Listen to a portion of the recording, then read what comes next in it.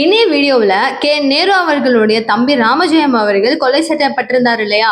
So இதனுடைய வழக்கு எந்த அளவுக்கு இருக்கு, அதுக்கு நியமிக்கப்பட்ட முக்கியமான ஆட்கள் அப்படின்னு சொல்லி பார்க்கும்போது டிஐஜி வருண்குமார் அவர்கள் அவர் திடீர்னு சென்னை பிரான்ச்சுக்கு வந்துடுறாரு சிபிசிஐடியா. ஸோ என்ன நடந்திருக்கு, அதனுடைய வழக்கு விசாரணைகள் எந்த அளவுக்கு இருக்கு அப்படிங்கிறதையும், அண்ட் முக்கியமான அதிமுகவினுடைய அமைச்சர்கள் ஒருத்தவங்களும் தேவைப்படும் அமைச்சர்கள் ஒருத்தவங்களும் திமுக பக்கம் தாவரத்துக்கான பல வாய்ப்புகள் இருக்கு.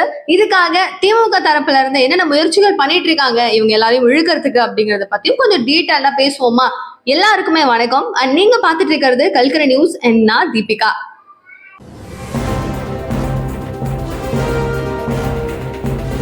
அதிமுக அமைச்சர்கள் அப்படின்னு சொல்லியிருந்தேன். இதுக்கு முன்னாடி யோசிச்சு பாருங்க, தேமுதிக உள்ள வருது, உள்ள வந்ததுக்கு அப்புறம் விஜயகாந்த் தான் வந்து முதலமைச்சரா வருவாரு, நீங்க வேணா பாருங்க அப்படின்னு சொல்லிட்டு மக்கள் கூட்டம் ஒருத்தவங்களும் அதிகமான குரல்ல பேசினது அவங்கதான். ஏன்னா எம்ஜிஆர் மேல அந்த அளவுக்கு ஒரு நம்பிக்கை இருந்துச்சு. அவர் எப்படி திரை உலகத்துல இருந்து திரும்பவும் அரசியல் உலகத்துக்குள்ள மக்களுக்கான அனைத்து நல்ல விஷயங்களும் பண்ணாரோ, அதே மாதிரி விஜயகாந்த் அவர்களும் சீஃப் மினிஸ்டர் ஆவாரு அப்படின்னு சொல்லியிருந்தாங்க. ஆனா அன்றில இருந்து இன்னை வரைக்கும் எத்தனையோ ஆண்டுகள் கடந்து போனாலும் இப்ப வரைக்கும் திமுக அதிமுக அப்படிங்கறத தாண்டி வேற மாதிரியான கட்சிகள் உள்ள ஆட்சி பண்ணுதா, ஆட்சி அதிகாரத்துல உட்காருதா அப்படின்னு கேட்டீங்கன்னா பெரிய கேள்விக்குறி மட்டும்தான் மிஞ்சுது இல்லையா? சோ இந்த மாதிரியான ஒரு சூழல்ல விஜய் அவர்கள் ஆட்சியை பிடிக்கணும் அப்படின்னு சொல்லி வராரு. மதுரையில ஒரு பெரிய அளவுல ஒரு மாநாடு ரெடி பண்ணணும் அப்படின்னு சொல்லி அதற்கான அப்ரூவல்ஸ் எல்லாத்தையும் வாங்கிட்டு வேற மாதிரி இது வரைக்கும் இல்லாத மாதிரி விக்கிரவாண்டியிலேயே அவ்வளவு கூட்டம், இதுல இன்னும் அதிக அளவுல வருவாங்க அப்படின்னு எதிர்பார்க்கப்படுது. கிட்டத்தட்ட 10 லட்சம் வாட்டர் பாட்டில்ஸ், 10 லட்சம் ஸ்நாக்ஸ் அளவுக்கு அப்படின்னு சொல்லிட்டு அதிக அளவுல பாத்தீங்க அப்படின்னா அவங்களுடைய விஷன்ஸ் அண்ட் எல்லாமே செம்மையா பண்றாங்க. அண்ட் இந்த மாதிரி இவர் நெக்ஸ்ட் ஸ்டேட்ல உட்கார்றாரு. அன்னைக்கு விஜயகாந்த் வருவாரு அப்படின்னு சொல்லக்கூடிய அளவுக்கு ஒரு மாசான ஒரு விஷயம் இருக்கும் போது அவங்க அதிமுக கூட இணையும் போது திமுகவில் நீங்க இணையலாம் இல்லையா அப்படின்னு சொல்லி கேட்கும் போது இல்லைன்னு மறுத்த காரணத்தினாலையும் திமுக என்ன பண்றாங்க, தேமுதிகவினுடைய முக்கிய ஆட்களை உடைக்கணும் அப்படின்னு சொல்லி பிளான் பண்ணி அன்னைக்கு இருந்த விசி சந்திரசேகர், மேட்டூர் பார்த்திபன், கும்மிடிப்பூண்டி சேகர் அப்படின்னு சொல்லக்கூடிய முக்கியமான ஆட்கள் எல்லாரையுமே பிரிச்சு தேமுதிகவை உடைச்சு மக்கள் தேமுதிக அப்படின்னு சொல்லி 2016 ஒரு இயக்கம் ஸ்டார்ட் பண்றாங்க. இது முழுக்க எப்படி ஆகுது அப்படின்னும் போது விஜயகாந்த் அவர்களை வீழ்த்தணும் அப்படிங்கிறது மட்டும்தான் ஒரு பெரிய சாசகமா இருந்துச்சு. அதே ஒரு ஸ்ட்ராட்டஜி இன்னைய தேதியில அதிமுக மேலையும் இம்ப்ளிமெண்ட் பண்ணப்படுது அப்படின்னா நம்ப முடியுதா? அப்சல்யூட்லி அதுதான் நடந்துட்டு இருக்கு. இப்போ அங்க இருக்கிற அமைச்சர் முத்துசாமியை வச்சு ஒரு நபர்கள்கிட்டையும் காய் நகர்த்திட்டு இருக்கு திமுக அப்படிங்கிறாங்க. இதுல ஒன்னும் விஷயம் இல்லையே தீபிகா. ஒரு கட்சிகள் அப்படிங்கும் போது அவங்க அப்போஸ்ல இருக்கிற நல்ல ஆட்கள் வேணும் அப்படின்னு நினைக்கிறதுல ஒன்றும் தப்பு இல்லையே அப்படின்னு சொல்லி நினைச்சீங்கன்னா கரெக்டு தான். ஆனா அப்போஸ் பண்றதுக்கு ஒரு நல்ல கட்சி இருந்தா மட்டும்தான் ஆதிக்கம் அப்படிங்கிறது கரெக்டா இருக்கும் இல்லையா? கேள்வி கேட்க யாருமே இல்லை அப்படின்னா நம்ம எல்லாம் எப்படி இருப்போம் யோசிச்சு பாருங்களேன். சோ அதே மாதிரி எம்ஜிஆர் காலத்துல இருக்கிற அப்போ காலத்துல இருந்து இருக்கிற ஒரு மூத்த அமைச்சர்களையும் நம் கைவசம் படுத்திக்கணும் அப்படின்னு சொல்லி திமுகவினுடைய முயற்சி இப்ப வரைக்கும் ஒரு 3 பேர் நல்ல திடமான ஆட்களை தூக்கிட்டாங்க அந்த பக்கம். ஷோரா உங்களுக்கு தெரிஞ்சிருக்கும், அன்வர் ராஜா அவர்கள், மைத்ரியன் அண்ட் கார்த்திக் தொண்டைவான் இவங்க எல்லாம் ரொம்ப முக்கியமான ஆட்கள் தான். ஸோ இவங்க எல்லாரையுமே அந்த பக்கம் இழுத்ததுக்கு அப்புறம் இப்ப எல்லாருக்கும் எப்படி இருக்கு, இப்போதைய ஒரு பயம் அப்படிங்கிறது இருக்க ஆரம்பிச்சிருச்சா? ஸோ நம்ம கிட்ட இருக்கிற அதிமுகவில் முக்கியமான ஆட்களும் அங்க போயிட போறாங்களோ அப்படிங்கிற ஒரு பயம் இருக்கு. அதுவும் சூப்பரா பயமுறுத்தக்கூடிய, சூப்பரா பிரைன் வாஷ் பண்ணக்கூடிய நபர்களை பார்த்து திமுக அனுப்பி அந்த ஆட்களுக்கு எந்த மாதிரியான ஆட்கள் தேவை அப்படிங்கறத பார்த்து அனுப்புறாங்க அப்படின்னு சொல்றாங்க. ஸோ இப்போ வரைக்கும் பாத்தீங்க அப்படின்னா தங்கமணி, செல்வராஜ், மணிகண்டன், ராஜேந்திர பாலாஜி அப்படின்னா செங்கோட்டையை மிஸ் பண்ணிட்டேன் நான், அவர் முதற்கொண்டு எல்லாரையுமே தேடி அலசி ஆராய்ஞ்சிட்டு இருக்காங்களாம். ஸோ இவர்கள்லாம் வெளியே வருவாங்களா அப்படின்னு கேட்டீங்கன்னா வாய்ப்புகள் அந்த அளவுக்கு கிடையாதோ அப்படின்னு தோணுது. ஏன்னா இங்க இருக்கும் போது ஆட்சியிலையும் பங்கு உண்டு அப்படின்னு சொல்றதன் மூலமாவும் நம்மளுக்குன்னு ஒரு கெத்து இருக்கும். அப்போல இருந்து நம்ம அதிமுகவில் இருந்துட்டோம், திருப்பி மாறிட முடியுமா அப்படிங்கிற ஒரு இமேஜ் பிராண்டுன்னு அவங்களுக்கு இருக்குல்ல, அது எல்லாத்தையுமே விட்டுவிட்டு திமுக பக்கம் குதிச்சாங்க அப்படின்னா அவங்களுக்கே நாளைக்கு மரியாதை இல்லாம போயிடும். கரெக்டா? சோ நம்ம இன்னைக்கு சேகர் பாபுவை விமர்சனம் பண்ணலையா, இப்போ வந்து செந்தில் பாலாஜி நம்ம விமர்சனம் பண்ணலையா, இங்க இருந்துட்டு அங்க போனவர் அப்படின்னு சொல்லி, அந்த மாதிரி ஒரு பேச்சு வந்துடக்கூடாது அப்படிங்கிறதுல செங்கோட்டையன் அவர்கள்லாம் செம்ம கிளாரிட்டியா இருப்பாரு. எம்ஜிஆர் காலத்துல அவர் கூடவே இருந்து முதல்ல வந்து கொடுத்த தொகுதியிலே வின் பண்ணி அப்போல இருந்து பாத்தீங்கன்னா செங்கோட்டையன் மாசா வந்து அவருடைய வேலையை செய்யறாரு.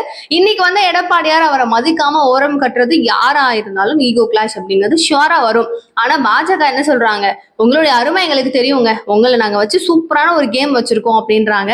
இன்னைய வரைக்கும் இது நான் ஏன் சொல்றேன்னா, இன்னைய வரைக்கும் வந்து அதிமுகவுடைய பொதுச் செயலாளர் நான் தான் அப்படின்னு சொல்லி எடப்பாடியார் சொல்லும் இந்த ஒரு சூழல்ல என்ன நடக்குதுன்னா, திடுதிப்புன்னு சசிகலா அவர்கள் என்ன பண்றாங்க, சுதந்திர தின வாழ்த்துக்களை வந்துட்டு அவங்களுடைய லெட்டர் பேட்ல போடுறாங்க. நான் தான் வந்து சசிகலா அதிமுகவுடைய பொதுச் செயலாளர் அப்படிங்கிற மாதிரி ஒரு விஷயம் வருது. இவ்வளவு நாள் அமைதி காத்துட்டு இருந்த இந்த நபர்கள் திடுதிப்புன்னு எழுந்து கூச்சலிடுவது ஏன் அப்படிங்கிற ஒரு கேள்வியும் அங்க நிலவப்படுது. கரெக்ட் தானே? இத்தனை நாள் சும்மா இருந்த நீங்க திடீர்னு நான் தான் அதிமுகவுடைய பொதுச் செயலாளர் அப்படின்னு வந்தா, அப்போ நான் ஆல்ரெடி பிரச்சாரம் பண்ணிட்டு இருக்கேனே என்னுடைய நிலைமை அப்படின்னு எடப்பாடியார் கேள்வி கேட்பாரா மாட்டாரா? யோசிச்சு பாருங்க. அவருடைய பயம், இக்கட்டான சூழ்நிலை, அவருக்கு வந்து ஒரு நம்ம ரொம்ப சேஃபா இருக்கோம் அப்படிங்கறதே அவரால் உணர முடியாத ஒரு சூழ்நிலையில அடைக்கப்பட்டு ஒரு ஒரு மாதிரியான ஒரு ஸ்டேட்ல ஷுவரா அவர் இருக்கிறாரு. இந்த மாதிரி சூழ்நிலைக்கு முக்கிய காரணம் யாரு அப்படின்னு யோசிச்சு பார்த்தாலும் அவர் தான். எடப்பாடியார் என்ன பண்ணிருக்கணும், நம்ம எங்கேயுமே எதுலையும் மிஸ் பண்ணக்கூடாது, எங்கேயும் எதையுமே விட்டு கொடுக்க கூடாது, நம்ம கரெக்டான ஒரு ஜோன்ல போவோம், நம்ம தெளிவா பிளான் பண்ணுவோம் அப்படின்னு சொல்லிட்டு முழுக்க முழுக்க என்ன பண்ணிருக்கணும், இவங்களுக்காக மட்டும் சப்போர்ட் பண்ணிருக்கணும். ஓபிஎஸ் விட்டு இருந்திருக்க கூடாது, சசிகலா விட்டு இருந்திருக்க கூடாது, டிடிவி தினகரன் கிட்ட சண்டை போட்டிருக்க கூடாது, யாருக்கிட்டையும் எந்த மனக்கசப்பும் வச்சுக்காம எல்லாரையுமே அனுசரிச்சு ஒருங்கிணைந்து அதிமுகவா அவர் கையில கொண்டு வந்திருந்தாருன்னா இன்னைக்கு இந்த மாதிரியான ஒரு ஸ்டேட் அவருக்கு வந்திருக்குமான்னு கேட்டீங்கன்னா கேள்விக்குறி. கரெக்டா? உனக்கு நான் இருக்கேன், எனக்கு நீ இரு அப்படின்னு சொல்லி எல்லாருமே பேசிட்டு இருந்திருப்பாங்க, எல்லாரும் சேர்ந்து ஒரு முடிவு எடுத்துட்டு இருந்திருப்பாங்க. அன்னையில இருந்து இன்னை வரைக்கும் கூடவே இருக்கிற ஒரு நபரை நீங்க புறக்கணிக்கிறீங்க அப்படின்னா, நாளைக்கு அவங்க உங்களை விட்டுட்டு போயிட்டாங்கன்னா உங்களுக்கான மரியாதை என்ன அப்படிங்கறத ஏன் எடப்பாடியார் யோசிக்கலங்கிற ஒரு கேள்விதான் அதிகமா இருக்கு. ஏன் அன்வர் ராஜாவே தெளிவா சொல்லிட்டாரே, திமுக பக்கம் போனதுக்கு அப்புறம் கன்ஃபார்மா எனக்கு தெரியும் பாஜக அதிமுக பொதுச் செயலாளர் இவருன்னு நினைச்சிட்டு இருக்காருல்ல, இவரெல்லாம் வந்து சிஎம் ஆக்க போறது கிடையாது. ஒண்ணு வந்து செங்கோட்டையன் ஆக்குவாங்க, இல்லையா வேலுமணி ஆக்க போறாங்க. இவங்கதான் முதலமைச்சர் கேண்டிடேட்டா இருக்கிறதுக்கு வாய்ப்பு இருக்கு அப்படிங்கிற மாதிரி அன்வர் ராஜாவும் சொல்றாரு. வெளியில நம்ம எல்லாம் பேசுறதை விட உட்கட்சியில இருக்கிற முக்கியமான ஆட்கள், முக்கியமான தலைவர்களை பேசும் பட்சத்துல அவருடைய பாணிகள் இன்னும் எப்படி மாறணும் அப்படிங்கறத நம்ம எல்லாருமே யோசிக்கணும். அண்ட் அகெயின் நம்ம வந்து அந்த ராமஜெயம் பத்தி பேசியிருந்தோம் இல்லையா, சோ இவருடைய கேஸ் எந்த அளவு போயிருக்கு அப்படிங்கிறத பார்ப்போம். அவருடைய ஒரு ஹிஸ்டரி இது வந்து 13 வருடங்களுக்கு முன்னாடி நடந்திருக்கு. ஷுவரா எல்லாருக்கும் தெரிஞ்சிருக்கும், பட் அந்த அளவுக்கு மறந்துருப்பமா இருக்கும் இல்லையா. சோ 2012 வருஷத்துல திருச்சி தலைநகர் பகுதியில அவர் வாக்கிங் போயிட்டு இருந்திருக்காரு. சோ இவர் வாக்கிங் போகும்போது என்ன ஆகுது, சில நபர்கள் வந்து அவரை மறைச்சி கார்ல ஏத்திட்டு போயிருக்காங்க. ஏத்திட்டு போயிட்டு இவருடைய வாயில வந்து டேப்ஸ் எல்லாம் ஒட்டி, கையில எல்லாம் கம்பிகளை சுத்தி ரொம்ப ரொம்ப ரொம்ப மோசமான நிலையில அவரை கொலை செஞ்சு தூக்கி கடாசிட்டு அவங்க பாட்டுக்கு போயிட்டாங்க. இது மோஸ்ட்லி இந்த கொலை யாருப்பா பண்ணிருப்பாங்க அப்படின்னு சொல்லி விசாரிக்கும் போது தேடும் போதுலாம் நார்த் இந்தியன்ஸ் தான் இந்த மாதிரி பண்ணுவாங்க, மெஜாரிட்டி அவங்க தான் இருக்க சான்ஸ் இருக்கு அப்படின்னு சொல்லி பயங்கரமா தேட ஆரம்பிக்கிறாங்க. சரி, இவங்களுக்குன்ட்டு ஒரு தனிப்பிரிவை போட்டா என்ன அப்படின்னு சொல்லிட்டு இந்த குற்றவாளிகள் யார் அப்படின்னு கண்டுபிடிக்கணும் இல்லையா அப்படின்னு நீதிபதிகளும் உள்ள வராங்க. இவங்க எல்லாருமே உள்ள வந்ததுக்கு அப்புறம் எஸ்டிஐ அப்படின்னு சொல்லிட்டு ஒரு சிறப்பு புலனாய்வு குழு ஒண்ணு ஏற்பாடு பண்றாங்க. இதுல வந்து ஒரு எஸ்பி திருவள்ளூர்ல இருந்து வந்து இவங்களுக்காக ஒர்க் பண்ணணும். ஸோ இது கொஞ்சம் இக்கட்டான ஒரு சூழ்நிலை அப்படிங்கிறதுனால நெக்ஸ்ட் எஸ்ஐடி அப்படிங்கிற இன்னொரு குழுவை பயங்கரமா வந்து ரெடி பண்றாங்க. ஸோ இதுல பாத்தீங்க அப்படின்னா டிஐஜி வருண்குமார் அவர்கள் ஈடுபடுறாங்க. இவங்க கூட தஞ்சாவூர்ல இருந்து ஒரு எஸ்பி அவர்களும் நியமனம் படுத்தப்படுறாங்க.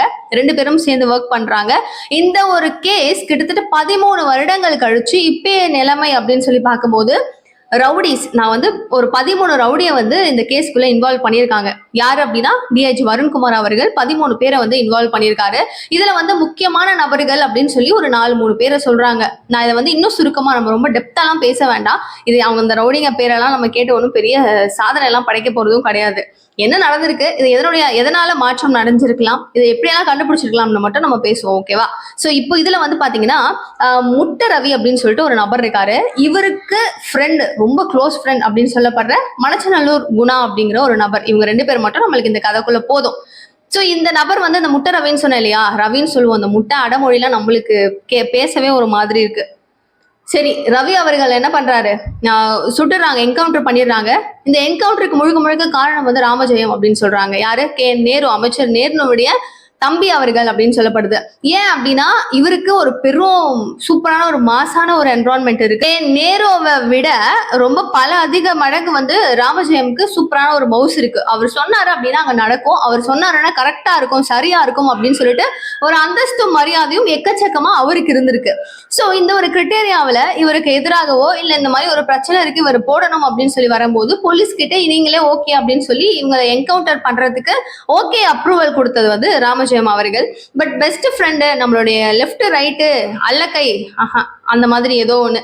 சோ இந்த மாதிரி ஒரு முக்கியமான நபரையே அவங்க எப்படி போடலாம் அப்படின்னு சொல்லிட்டு முழுக்க முழுக்க பாத்தீங்க அப்படின்னா நான் சொன்ன மாதிரி மணச்சநல்லூர் குணா அவர்கள் வந்து ஒரு மாதிரி ஒரு வெஞ்சன்ஸை உள்ள வச்சுக்கிறாரு. ஸோ இவர் வந்து இலங்கை தமிழர் அப்படின்னு சொல்லப்படுது. இந்த ஒரு ஸ்ட்ராட்டஜி எங்க போய் முட்டுது அப்படின்னா ஸ்ரீலங்காவில் இதே மாதிரி ஒரு கொலை வந்து லாங் பேக் நடந்திருக்குது, எங்க நடந்திருக்குது, எப்படி நடந்திருக்கு அப்படின்னு சொல்லி சர்ச் பண்ணும்போது இதே மாதிரி ஒரு பானையில கொலை வந்து வேற ஒரு ஊர்ல ஒரு டீமால ஸ்ரீலங்காவில் ஒரு டீமால செய்யப்படுது. இதை பார்க்கும்போது இவரும் வந்து இலங்கை தமிழர், அப்ப குணாவுக்கும் இதுக்கும் ஏதோ ஒரு விஷயம் இருக்கு அப்படிங்கிற மாதிரி போலீசார் வந்து கண்டுபிடிக்கிறாங்க. ஸோ இதை கண்டுபிடிச்சதோட இவர் தானோ அப்படின்னு கிட்ட நெருங்கும் நேரத்துல வருண்குமார் அவர்கள் டிரான்ஸ்பர் செய்யப்பட்டு இப்ப சென்னையில சிபிசிஐடிக்கு மாற்றம் பண்ணியிருக்காரு அப்படிங்கிறது இன்னைய வரைக்கும் செய்தி. ஸோ இவர் வந்ததற்கான காரணம் என்ன, இந்த மாற்றுதல் ஏன், இதுக்கு கொலையாளிகளை கண்டுபிடிக்கிறதுக்கு 13 வருடங்கள் ஆட்சியில அப்போல இருந்து இப்ப வரைக்கும் அமைச்சர் அமைச்சர் அன்னையில இருந்து இன்னைக்கும் அவர் தான் அமைச்சரா இருக்கும் நேரத்துல எந்த அளவுக்கு சூப்பரா கண்டுபிடிச்சிருக்கலாம் ஏன் அப்படிங்கிற ஒரு கேள்வி மக்கள் மத்தியில் அதிக அளவுல இருக்கு. அண்ட் இன்னொரு புறம் இந்த மாதிரி ஒரு பெரிய ஹை கிளாஸ் ஃபேமிலியில இருக்கிற ஒரு நபருக்கு இந்த மாதிரி ஒரு கொலை நடக்குது அப்படிங்கும் போது அவங்களே நீங்க கண்டுபிடிக்கலையா, அப்ப எங்களுடைய நிலைமை என்ன அப்படின்னு மிடில் கிளாஸ் பீப்புள்ஸ்க்கு அதோட இன்னொரு விஷயமும். அது மட்டும் இல்லாம இப்ப ரீசெண்டா சோனம் ஐ திங்க் கரெக்டா எஸ் சோனம்ட்டு ஒருத்தவங்க என்ன பண்றாங்க, நார்த் இந்தியன் கேர்ள் ஒரு பையனை வந்து கல்யாணம் பண்றாங்க, லவ்வர் கூட சேர்ந்து அந்த பையனை வந்து சாகடிச்சிருந்தாங்க. ரொம்ப ஆழத்துல அந்த பாடி இருந்தது. எவ்வளவு சூப்பரா நம்ம டீம் ஃபுல்லா ஆல் ஓவர்னு சொல்லணும்னா இந்தியாவில் ரொம்ப முக்கியமா அந்த நார்த் இந்தியன் பீப்புள்ஸ் எவ்வளவு சூப்பரா கண்டுபிடிச்சி இதுதான் நடந்துச்சு அப்படிங்கிறது சொல்லியிருந்தாங்க. ஈவன் நம்ம தமிழக போலீஸ் எவ்வளவோ விஷயங்களை சாதனை படைச்சிருக்காங்க இதெல்லாம் கண்டுபிடிச்சு. பட் இந்த விஷயத்துல மட்டும் குற்றவாளிகளை ஏன் இன்னைய தேதி வரைக்கும் கண்டுபிடிக்க முடியலங்கிறது ஒரு மிகப்பெரிய மர்மமாவே இருக்கு. பல பேர் கேள்வி கேட்கறாங்க என்ன நடந்திருக்கும் அப்படின்னு சொல்லி. ஏன்னா அதனால ஒன்றும் பெரிய ஒரு ஜஸ்டிஸ் இப்ப நம்ம அஜித்குமார் அவர்களுக்கு கிடைக்க வேண்டிய ஜஸ்டிஸை விட ரொம்ப பெருசா திப்பிக்கான்னு கேட்டீங்கன்னா இல்லதான். 13 வருடங்கள் ஆயிடுச்சே, இன்னைய வரைக்கும் கண்டுபிடிக்க முடியாம இருக்காதே, ஆனா ஏன் அதை கண்டுபிடிக்கல அப்படிங்கிற ஒரு கேள்வி எல்லாருக்கும் தோணும் இல்லையா. அந்த மாதிரியான ஒரு விஷயங்கள்லாம் இப்ப நடந்துட்டு இருக்கு. ஆனாலும் அவரையும் வந்து ஆட்கள் வச்சு கொண்டிருக்காங்க அப்படிங்கிறது கஷ்டமான ஒரு விஷயம் தான். பட் இதுக்கு பின்னாடி என்ன நடந்திருக்குன்றதை இனிமேதான் நம்ம போக போக தெரியுமா இல்ல இன்னும் 13 வருஷம் ஆகுமான்றத பாப்போமே. நிகழ்வுகள் ஒன்னு கூட நீங்க தெரிஞ்சுக்கிறதுக்கு சேனலை சப்ஸ்கிரைப் பண்ணிக்கோங்க. தேங்க்யூ சோ மச் ஃபார் வாட்சிங் திஸ் வீடியோ. பாய்.